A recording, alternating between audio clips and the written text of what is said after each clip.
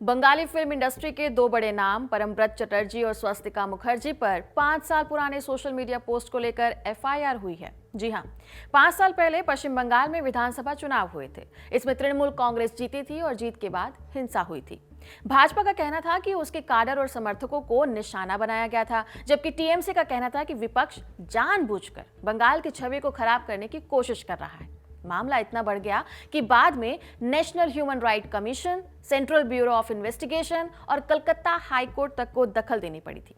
लेकिन ये तब की बात थी, 5 साल पहले की। लेकिन अब इसमें 2 एक्टर्स के खिलाफ एफआईआर कैसे हुई?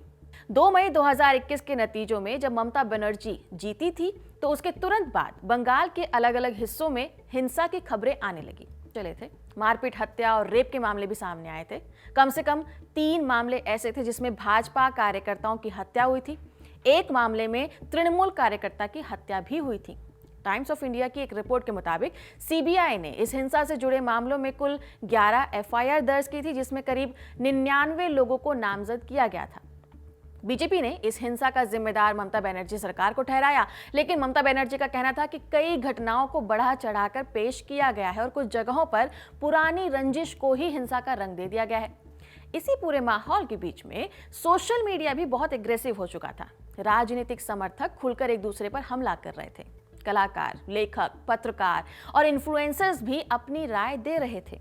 उसी दौरान अभिनेता परमब्रत चटर्जी ने बांग्ला में एक ट्वीट किया जिसमें लिखा गया था, आज विश्व रोगरानी दिवस घोषणा होक, यानी कि इस दिन को विश्व पिटाई दिवस घोषित किया जाए। और इस पर स्वस्तिका मुखर्जी ने भी जवाब दिया, हा हा हा होक होक, मतलब होने दो।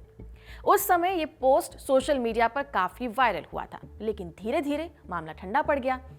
अब करीब 5 साल बाद वही ट्वीट फिर से विवादों में आ गया है। कोलकाता के गरियाहाट पुलिस स्टेशन में दोनों कलाकारों के खिलाफ शिकायत दर्ज कराई गई है। शिकायतकर्ता है एडवोकेट जयदीप सेन।